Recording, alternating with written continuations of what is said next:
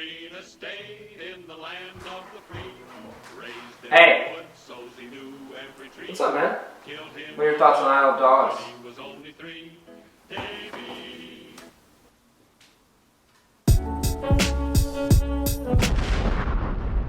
After months of waiting, Isle of Dogs is finally here. This last week I marched my way over to the theater not once but twice to see this movie, and here are my thoughts on it. If you walk into any freshman film class and shout who's your favorite director, chances are some bozo with a mustache is going to stand up in the back and say Wes Anderson.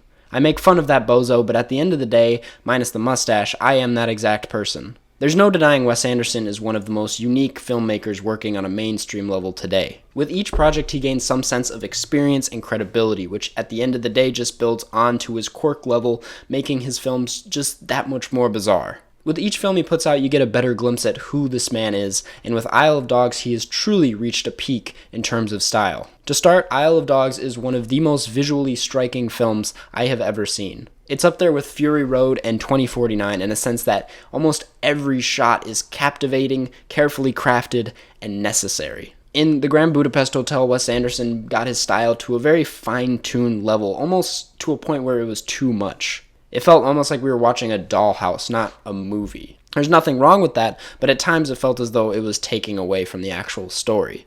In Isle of Dogs, it feels as though Wes has found a balance between his style and the story, where his visuals are just as striking and original as they've always been, but the story also feels very understandable. The story in this movie is a lot. It's nothing straightforward the way Fantastic Mr. Fox was. You got these dogs who have been exiled and sent to Trash Island for bad behavior and sickness, one of which is Chief, who is clearly the angsty, problematic pooch. And then you got this kid Atari who's looking for his dog's spots. And then you got his uncle, Mayor Kobayashi, as well as this piece of shit who are keeping the dogs out of the city. And to top it all off, you got Greta Gerwig, who plays the student activist Tracy Walker, who is trying to get the dogs back and knows all of the dirty plans behind the whole thing. And it's a big story. You might be thinking to yourself, well, then this doesn't exactly seem like the type of movie I can take a kid to. This doesn't exactly feel like something that appeals to everybody, and that's wrong. Through all of this, despite the fact that you might not pick up on everything, it feels like a pretty simple story from a child's perspective. Not to say this is necessarily a movie meant for children specifically,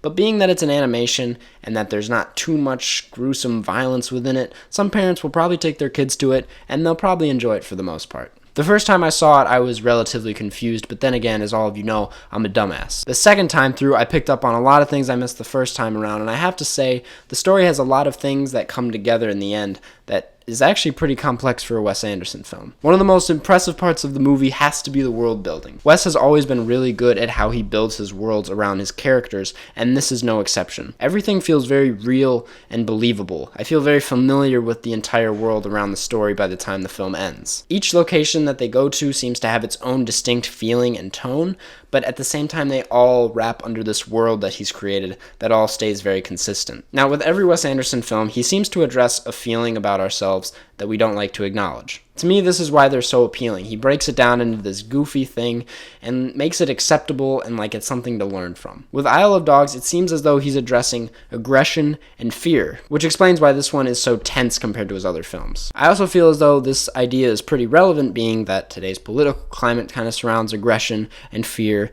and all of that. And that's all I'm going to say about that. While I think the way he goes about addressing this emotion is a little bit messy, he still gets it across in a very unique way that I'll continue to pick apart with future watches. Now, I might seem like I love this movie and that it's a masterpiece and that it's perfect, but sadly, as much as I hate to admit it, it's not a perfect movie. My main issue with this film is its lack of a protagonist. While it is obvious that Chief and Atari are kind of the main characters in the film, it doesn't seem like that right off the bat based on their introductions. It feels very inconsistent on who we're supposed to be focusing on and how exactly we're supposed to relate to them, and it never feels like we have a clear-cut protagonist to focus on. Despite that, I still feel like the film kind of works. I'm engaged in the plot and what is going to happen next because although I'm not totally aware of who the protagonist is, I want to see where these characters go because they're just sort of oddly interesting to me. I tried my best to write an unbiased review for this film. As a lot of you know, my favorite film of all time is Fantastic Mr. Fox, which is also coincidentally a stop motion by Wes Anderson. On top of that, Bryan Cranston is one of my favorite actors. He is in this film. Greta Gerwig, who I absolutely love, is also in this film. I'm a big fan of dogs. I have 2 of them. I mean, this movie just felt like it was meant for me. And at the end of the day, by the end of the film, it still did feel like a film that was meant for me. Did the movie fulfill my expectations? Of course. Did it surpass my expectations? Yeah, but not necessarily as much as I would have wanted them to. I say that because, like I said earlier, it just doesn't feel as clear or as personal as Fantastic Mr. Fox did. But despite that, it's still an amazing film. It's still something that I'm going to love forever. It's easily one of his best films. It's probably my best of the year so far.